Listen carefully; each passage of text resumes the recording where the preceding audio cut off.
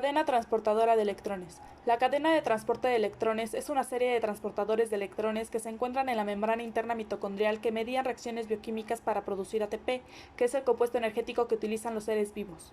La misión de la cadena transportadora de electrones es la de crear un gradiente electroquímico que se utiliza para la síntesis de ATP. Dicho gradiente se consigue mediante el flujo de electrones entre diversas sustancias de esta cadena que favorecen la translocación de protones para generar el gradiente antes mencionado. Existen tres procesos totalmente dependientes. 1. Un flujo de electrones desde sustancias individuales. 2. Un uso de la energía desprendida de este flujo de electrones que se utiliza para la translocación de protones en contra de gradiente. 3. Un uso de este gradiente electroquímico para la formación de ATP.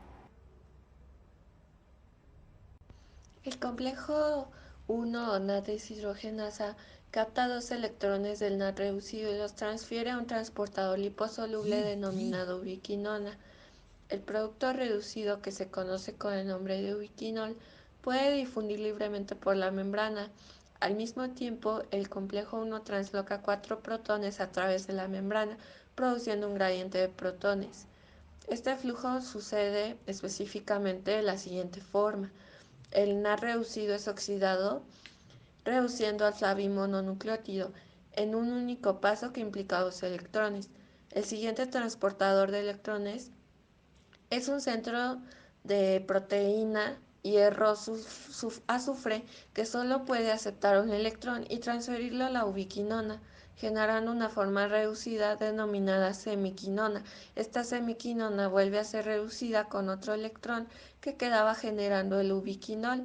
Durante este proceso, cuatro protones son translocados a través de la membrana interna mitocondrial desde la matriz hacia el espacio intermembrana. El complejo 2-o-succinato deshidrogenasa no es una bomba de protones. Además, es la única enzima de ciclo de Krebs asociado a membrana.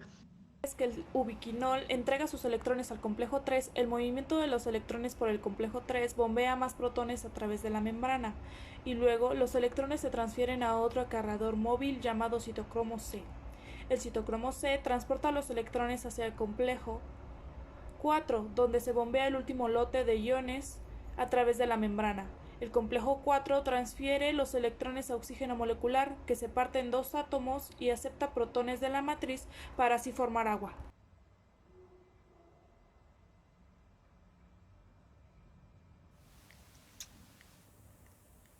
Acoplamiento con la fosforilación oxidativa. La hipótesis del acoplamiento quimiosmótico, lo que valió el Premio Nobel de Química a Peter Mitchell, explica que la cadena de transporte de electrones y la fosforilación oxidativa están acopladas por el gradiente de protones. El flujo de protones crea un gradiente de pH y un gradiente electroquímico. Este gradiente de protones es usado por la ATP sintasa para formar ATP, vía de la fosforilación oxidativa. La ATP sintasa actúa como un canal de iones que devuelve los protones a la matriz mitocondrial. Durante esta vuelta, la energía libre de Gibbs producida durante la generación de las formas oxidadas de los transportadores de electrones es liberada. Esa energía es utilizada para la síntesis de ATP. A continuación, les hablaremos de un ejemplo de la cadena transportadora de electrones en bacterias. En eucariotas, el NAD es el donador de electrones más importante. Los donadores de electrones más comunes son las moléculas orgánicas. Los organismos que usan moléculas orgánicas como fuente de energía son conocidos como organótrofos. Sin embargo, existen procariotas que son capaces de utilizar fuentes inorgánicas como fuente de energía, y se les conoce por ellos con el nombre de litótrofos. Estos donadores inorgánicos incluyen al hidrógeno, al monóxido de carbono, al amonio, el nitrito, sulfuro y el ion ferroso. Las bacterias pueden usar un gran número de donadores de electrones cuando utilizan materia orgánica como fuente de energía. Para el caso de las bombas de protones, tenemos el ejemplo de la Escherichia coli, la cual es una bacteria que va a generar un gradiente de protones. Esto gracias al citocromo BC1. Una vez que se genera el gradiente de protones a través de la membrana, los protones son movidos físicamente. Esto gracias a los complejos 1 y 4. Para el caso de los citocromos, los cuales van a ser proteínas que van a contener porfirinas, tenemos que funcionan asociadas a macromoléculas. Estas pueden ser en la cadena de electrones los complejos 3 y 4.